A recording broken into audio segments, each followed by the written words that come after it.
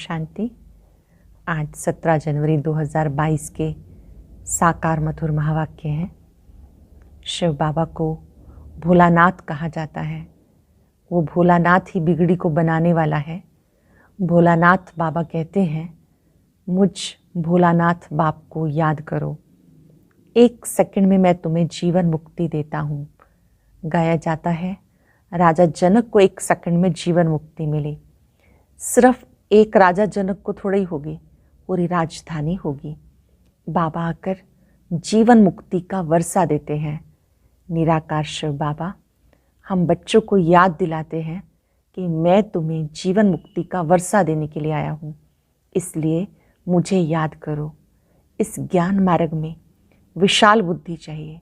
जो अच्छी रीति ज्ञान को धारण करते और कराते हैं उन्हें विशाल बुद्धि कहा जाता है। ये स्कूल बाकी स्कूल से अलग है। ये सत्संग बाकी सत्संगों से अलग है। कोई सोचते हैं कि यहाँ तो कोई हज़ारों लोग नहीं आते हैं, इतनी भीड़ नहीं होती है। बाबा ने समझाया कि भक्ति मार्ग में भक्ति का प्रभाव बढ़ना है। ज्ञान मार्ग में जो कल्प पहले आए थे वही अब आएंगे। ये सत्संग बाकी सत्संगों से अलग है, क्योंकि इसमें सत्युगी राज्य की स्थापना होती है, तो इसमें माया का भी बहुत प्रभाव रहता है। माया बहुत परीक्षा लेती है। आपको माया के तूफानों से डरना नहीं है। बाकी सत्संगों में जाते हैं, कथा सुनते हैं और कार्य पूरा हुआ, लेकिन यहाँ तो ज्ञान की बातें सुनने से ही कार्य शुरू होता है। अर्थात जब हम ज्ञान मार्ग में चलना शुरू करते हैं तो तरह तरह के विघ्न भी आते हैं। उन विघ्नों से घबराना नहीं। यहाँ पर निश्चय बहुत चाहिए, नशा चाहिए। कोई को तो बड़ा नशा रहता है। बाबा ने कहा, देखो ये अंगना बच्चा है, इसको कितनी खुशी है। बेंगलोर में आते थे ये अंगना भाई। बाबा ने कहा, देखो इसको आते कितनी खुशी चढ़ गई कि मुझे भगवान मिल गया, और वो हमें माया पर जीत पहनाना सिखाते हैं। तो तुम बच्चों को भी बहुत खुशी होनी चाहिए। लेकिन कईयों को ये नशा चढ़ने में, निश्चय होने में टाइम लगता है। सब नंबरवार होते हैं। अगर कोई बात में उलझते हो तो बाबा कहते कहीं पर भी मूंझना नहीं। आप पहले ब्रह्मा बाबा से पूछो, अनन्य बच्चों से पूछो। अगर उनसे भी आपको समाधान नहीं मिलता तो बड़ा बाबा बैठा है। शिव बाबा बड़ा बाबा है, वो आपको हर बात समझाते रहेंगे। आपका काम है शिव बाबा को याद करना। देखो बाबा कितना मीठा है, तो बाबा बच्चों को भी बहुत मीठा बनाते हैं। बाबा कहते कोई भी आए तो उनको पहले निश्चय से लिखवाओ कि मुझे पक्का निश्चय है कि शिव बाबा ब्रह्मा तन में आए हैं, सत्युगी राज्य की स्थापना कर रहे हैं। वही निराकार परमात्मा ज्ञान सागर, पवित्रता का सागर, सत्य चित्त आनंद स्वरूप है। अगर पक्का निश्चय होगा तो बाबा को याद करने लग पड़ेंगे। वो स्वयं कहते हैं, पहले बाबा पे निश्चय बिठाओ, उन्हें समझाओ कि शिव बाबा कहते हैं, दे सही दे के सब धर्मों को भूलो, एक मुझे याद करो। माम एकम याद करो तो विकर्म विनाश होंगे, आत्मा पावन बन जाएगी, घर चले जाएंगे। शास्त्रों में दिखाया कि पांडव पहाड़ों पर गल मरे। अब यहाँ गल मरने की बात नहीं है। बाबा कहते अगर पहाड़ों पे ही गल मरना है तो सत्य ज्ञान से प्राप्ति क्या हुई, ये समझने वाली बात है कि कहाँ देह अभिमान को छोड़ देना है। बाबा याद दिलाते कि इस समय तुम बच्चों को बहुत प्यार से मुरली सुननी है और सुनानी है। इन ज्ञान रत्नों को धारण करो। भोलानाथ एक शिव बाबा है, वही बिगड़ी को बनाने वाला है। उसकी याद से तुम्हें मुक्ति और जीवन मुक्ति मिलती है। वरदान में बाबा ने बहुत ही स्पेशल चीज़ बताई। ब्रह्मा बाप के संस्कारों को स्वयं में धारण करने वाले स्व परिवर्तक सो विश्व परिवर्तक भव।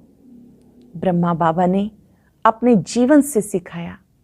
ब्रह्मा बाप कर्म करते हुए अपनी ऐसी अवस्था तक पहुँचे कि वो निराकारी, निर्विकारी, निरंकारी बन गए। बाबा कहते आप बच्चे भी निराकारी, निर्विकारी, निरंकारी बनो। कर्म करते हुए भी ये सब चीज़ें दिखाई देनी चाहिए। उसके लिए फॉलो फादर। ऐसा स्व परिवर्तन जब करेंगे तो विश्व परिवर्तन होगा। हर एक चिंतन करे मुझे स्वयं का परिवर्तन करना है। स्लोगन में बाबा ने समझाया, अगर अव्यक्त स्थिति बनानी है तो चित्र को ना देख, चैतन्य को देखो और चरित्र को देखो। आज हम बाबा की अंतिम बोली याद करेंगे, निराकारी, निर्विकारी, निरंकारी, और कहीं भी उलझन आए तो अपने को याद दिलाएंगे, बड़ा बाबा बैठा है, बड़ा बाबा साथ है, बड़े बाबा की याद से मुझे विकर्म विनाश करने हैं। अब सुनते हैं मुरली विस्तार से। बाबा कहते, मीठे बच्चे, प्यार से मुरली सुनो और सुनाओ, ज्ञान रत्नों से अपनी झोली भरपूर करो, तब भविष्य में राज्याधिकारी बनेंगे। प्यार से मुरली सुनो और सुनाओ, ज्ञान रत्नों से झोली भरपूर करो, तब भविष्य में राज्याधिकारी बनेंगे। क्वेश्चन है, शिव बाबा को भोलानाथ क्यों कहा गया? शिव बाबा को बहुत सारे नामों से जाना जाता है, एक नाम उनका भोलानाथ भी है। तो बाबा पूछ रहे हैं कि उन्हें भोलानाथ क्यों कहते हैं? क्योंकि शिव बाबा सब बच्चों की बिगड़ी को 1 सेकंड में बना देते हैं। कहते राजा जनक को सेकंड में जीवन मुक्ति मिली, तो एक जनक की बात नहीं, तुम सबको बाप 1 सेकंड में जीवन मुक्ति दे देते हैं। सिर्फ एक जनक की बात नहीं, लेकिन सबको बाबा 1 सेकंड में जीवन मुक्ति देते, भारत की बिगड़ी को बना देते, दुखी बच्चों को सदा के लिए सुखी बना देते। इसलिए उन्हें सब भोलानाथ कह के याद करते हैं। शंकर को भोलानाथ नहीं कहेंगे, शिव को भोलानाथ कहेंगे, शंकर को नहीं कहेंगे। गीता भोलेनाथ से निराला कोई और नहीं। ओम शांति। भोलानाथ बाप का बच्चों प्रति पहला डायरेक्शन है। क्या डायरेक्शन है? भोलानाथ बाप का बच्चों के प्रति पहला डायरेक्शन है, भोलानाथ की याद में रहो। मनुष्यों को भोला नहीं कहा जाता, भोलानाथ शिव बाबा को कहेंगे। शंकर को भी भोलानाथ नहीं कह सकते। जो बिगड़ी को बनाने अर्थात दुखी को सुखी बनाने वाला है, उसको ही भोलानाथ कहा जाता है। बिगड़ी भी भारतवासियों की है, भारत की बिगड़ी को बनाने वाला भी जरूर भारत में आएगा ना। बिगड़ी को बनाने की युक्ति 1 सेकंड में बताते हैं। जनक को भी युक्ति दी थी, बिगड़ी भी कोई एक की नहीं बनती। अगर जनक की बिगड़ी बनाई और उसने जीवन मुक्ति पाई तो जरूर राजधानी होगी, उनके साथ बहुतों को जीवन मुक्ति मिली होगी। भारतवासी ये भी समझते हैं भारत जीवन मुक्त था। जीवन मुक्त कहा जाता स्वर्ग को, जहाँ जीवन भी हो पर मुक्ति की अवस्था का अनुभव करे, बंधनों में बंधा हुआ ना हो। तो ऐसा जीवन मुक्त था जिसे स्वर्ग कहते थे। जीवन बंद कहा जाता नर्क को। ये है राजयोग। राजयोग से ही राजाई की स्थापना होती है। एक जनक की बात नहीं, भगवान ने राजयोग सिखाया तो राजाई भी दी। बरोबर देखते हैं सतयुग के लक्ष्मी नारायण ने राजाई कैसे पाई। अभी तो है कलयुग, प्रजा का प्रजा पर राज्य स्थापन हो चुका है। ये है पंचायती राज्य।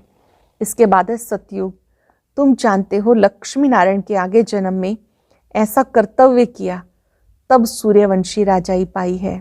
फिर है चंद्रवंशी, वह तो राज्य की ट्रांसफर होती है। तुम जानते हो गीता है सर्वोत्तम धर्म शास्त्र, जिससे 3 धर्म स्थापन होते हैं और हर एक धर्म का शास्त्र एक ही होता है। संगम का भी एक ही शास्त्र है। महिमा भी गीता की ही है, जिससे सबकी सदगति होती है। तो सदगति करने वाला एक ही है।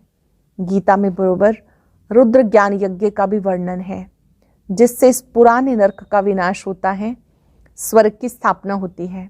इसमें मूंझने की कोई बात ही नहीं।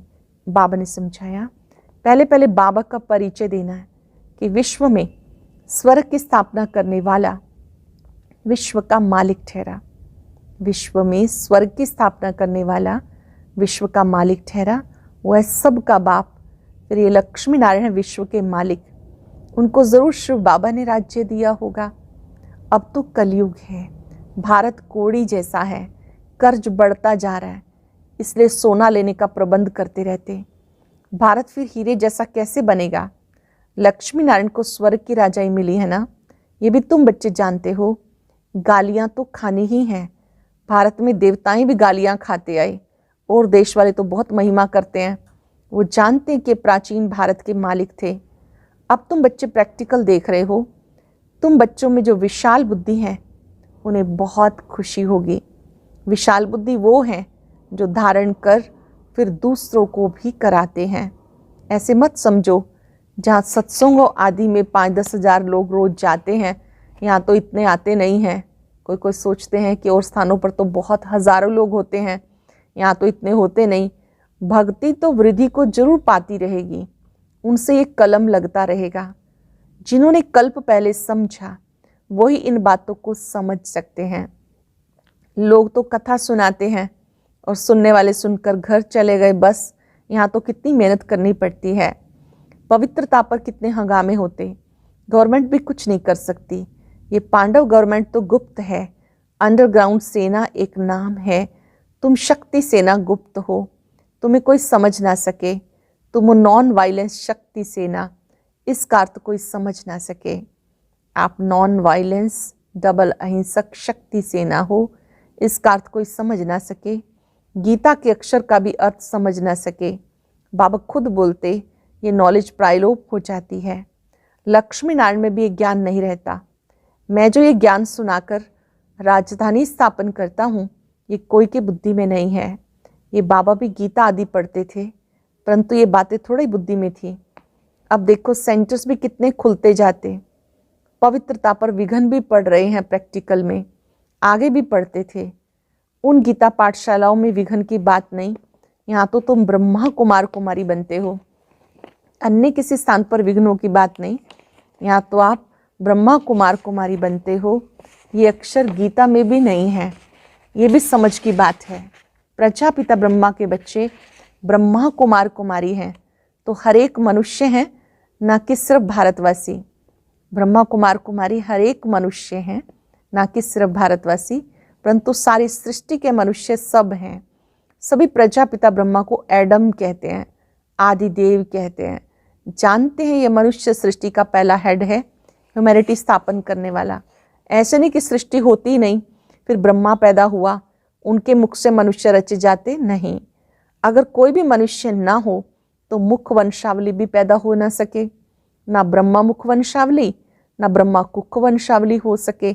सृष्टि तो सारी है ही, उसकी कलम लगाई जाती है।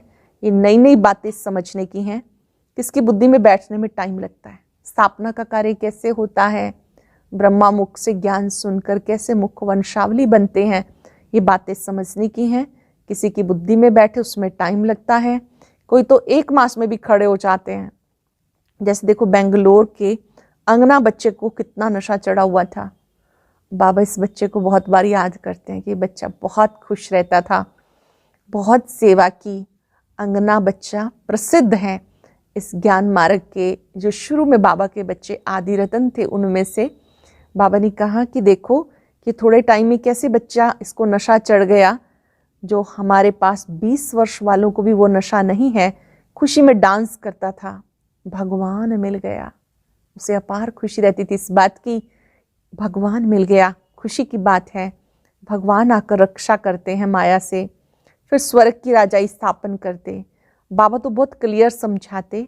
मैं साधारण तन द्वारा फिर से तुम बच्चों को वही सहज राजयोग और सृष्टि के आदि मध्यंत का ज्ञान सुनाता हूँ। इस साधारण तन द्वारा तुम बच्चों को राजयोग सिखाता हूँ, सृष्टि के आदि मध्यंत का ज्ञान सुनाता हूँ। तुम कह सकते हो आओ हम आपको सतयुग से लेकर कलयुग अंत तक की हिस्ट्री सुनाएं। फिर से कैसे सतयुग आने वाला है, जरूर सिखाने वाला भी होना चाहिए।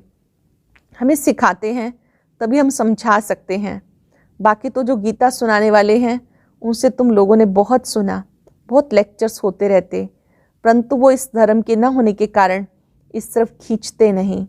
जब तुम्हारा प्रभाव निकलेगा फिर वृद्धि होगी, धीरे धीरे वृद्धि होती रहेगी। ये तो जानते भारत कितना कंगाल है, मनुष्य भूख बहुत मरते हैं, दुखी होते हैं। भगवान की भक्ति करते हैं, आकर दुख से छुड़ाओ। तुम बच्चे जानते हो सुखी सृष्टि कब होती है, सारी सृष्टि सुखी कब होती है।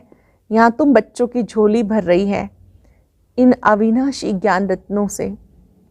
आगे सब सुनते सुनाते थे, परंतु उसमें झोली भरने का कोई प्रश्न नहीं था।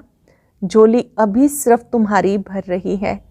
इस समय हम सबकी झोली ज्ञान रत्नों से भर रही है। और जो टेप सुनेंगे, मुरली सुनेंगे, व सुन रहे होंगे, वह भी झोली भर रहे हैं। तो वो शिव शक्ति सेना, भारत की झोली भरने वाले। भारत बहुत साहूकार हो जाएगा, परंतु जो झोली भरते हैं, राज्य तो सिर्फ वही करेंगे ना। भारत सोने की चिड़िया था, फिर बन जाएगा, सब सुखी होंगे। परंतु भारत में कितने करोड़ हैं, इतने सब तो वहाँ नहीं होंगे। जो झोली भरते हैं, राजभाग तो वही लेंगे ना। इसमें मूंझने की बात ही नहीं कि कैसे होंगे। अरे इन लक्ष्मी नारायण को देखो, ये सतयुग के मालिक हैं, स्वर्ग का रचयिता है शिव बाबा, और ये लक्ष्मी नारायण सतयुग के मालिक हैं। जरूर आगे जन्म में पुरुषार्थ किया होगा, आगे वाला जन्म जरूर संगम पर होगा। संगम कल्याणकारी है, क्योंकि संगम पर दुनिया बदलती है। ध्यान से समझेंगे, अब जो समय चल रहा है, ये संगम युग का समय है, जिसमें दुनिया बदलती है। ये कल्याणकारी युग है। जरूर कलयुग और सतयुग के बीच में ज्ञान दिया होगा, सो फिर से दे रहे हैं। फिर कोई कहे कि निराकार परमात्मा कैसे आके राजयोग सिखाएंगे, तो तुम त्रिमूर्ति दिखाओ। त्रिमूर्ति के चित्र में ब्रह्मा विष्णु शंकर तीनों को दिखाया, ये वाला चित्र दिखाओ।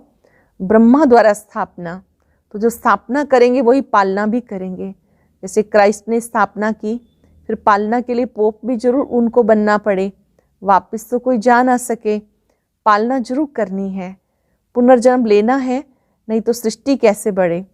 जबकि सतयुग त्रेता में पहले देवताओं का राज्य था, तो सबसे जास्ती आदमशुमारी ज़रूर इनकी होनी चाहिए। फिर क्रिश्चियन की जास्ती क्यों, फिर लाखों वर्ष की कोई बात ही नहीं। ये सब बातें समझेंगे वही जो अपने घर आने के होंगे, ये बातें वही समझेंगे जो दैवी घर आने के होंगे। औरों को तीर लगेगा नहीं, ये ज्ञान का तीर है। बाबा कहते भले किसको भी ले आओ तो ज्ञान बाण लगाएं, होगा ब्राह्मण कुल का तो उसे तीर जरूर लगेगा।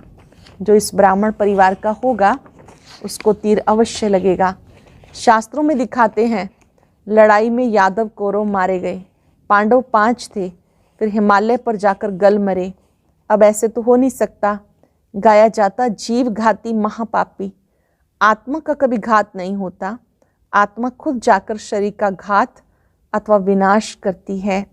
अब पांडव जिनको श्रीमत देने वाला परमात्मा था, वो जाकर पहाड़ों पर गल मरे, ये तो हो नहीं सकता। अच्छा, वो तो 5 पांडव थे, बाकी और पांडव कहाँ चले गए?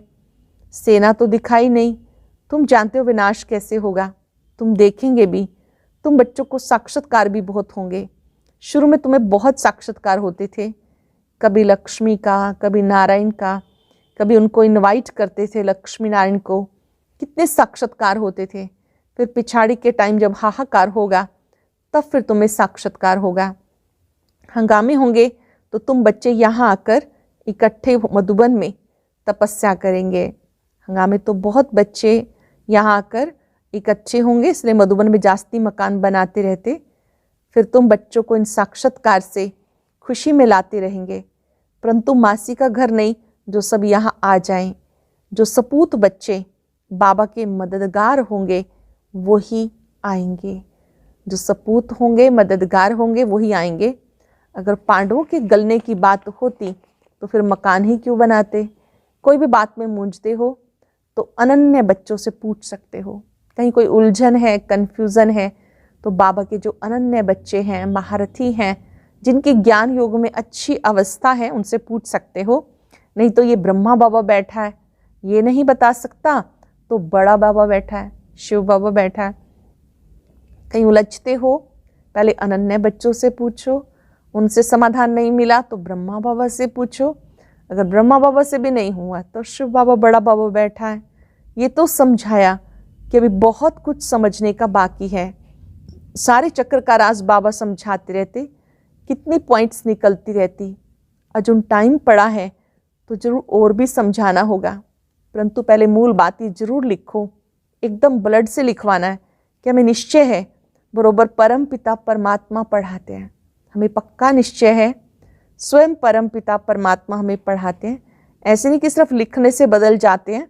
कहते हमने तो ऐसे ही लिख दिया, जास्ती कोई से माथा नहीं मारना। बोलो भगवान वाच। भगवान हम शिव बाबा को मानते हैं, वो ज्ञान का सागर सत्य चित्त है। उनको अपना शरीर तो है नहीं, तो जरूर साधारण तन का आधार लेंगे। तो पहले पहले बाबा कहते हैं माम एकम याद करो, दे के सब धर्म छोड़ो, मुझे याद करो तो विक्रम विनाश होंगे।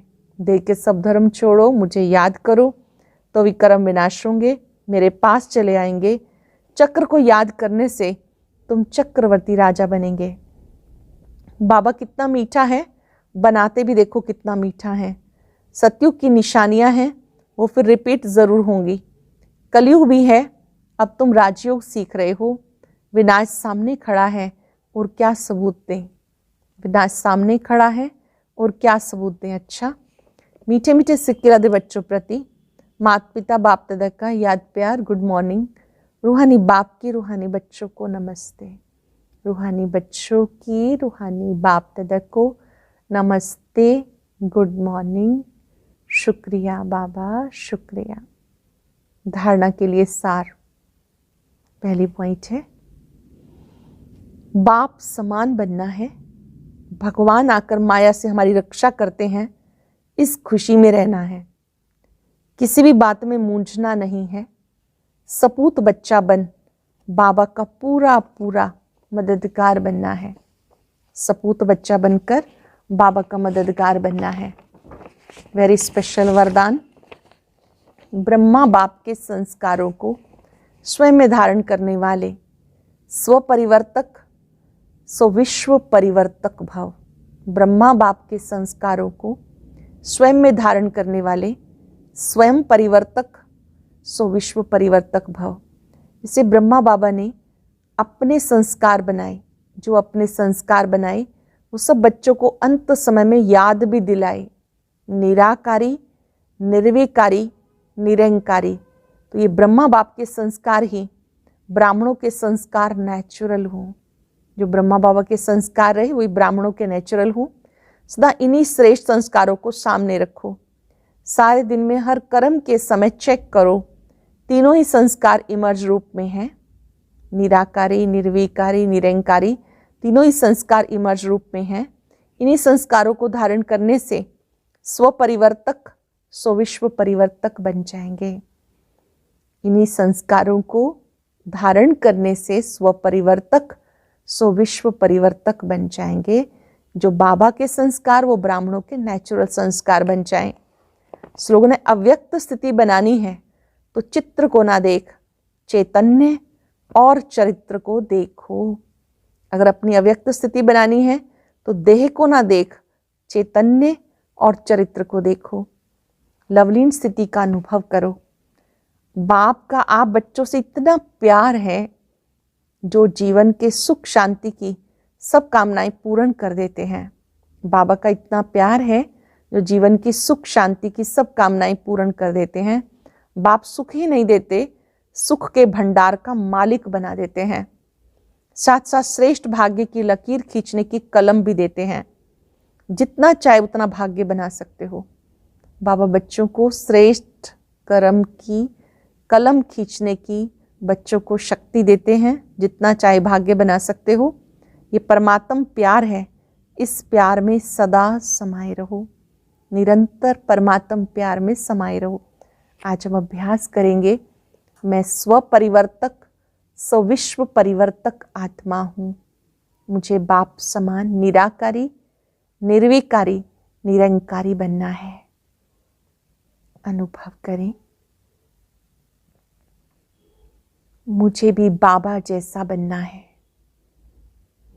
बाबा के चित्र और चरित्र को सामने लाएंगे।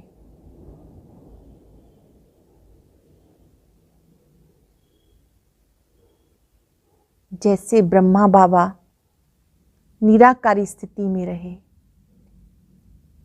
विकारों से मुक्त रहे,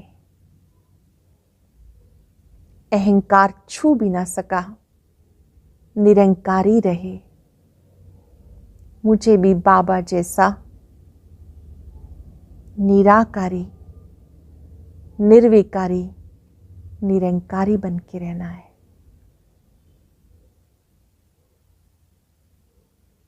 बाबा की पवित्र किरणों की शक्ति इतनी अपने में भरे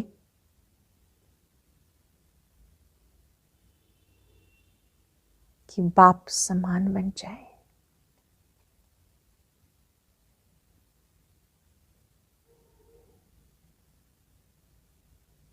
मैं भी बाप समान निराकारी, निर्विकारी, निरंकारी। शुक्रिया बाबा, शुक्रिया।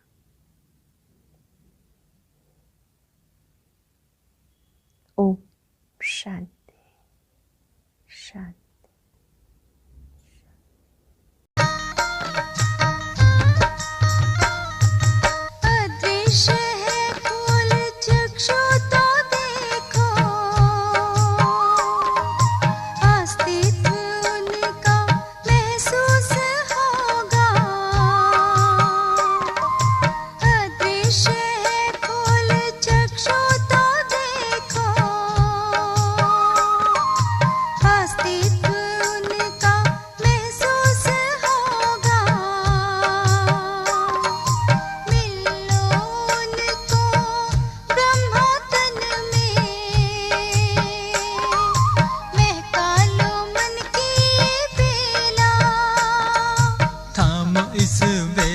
जगा लो विवेक, सारे जग का कर्णधार हो।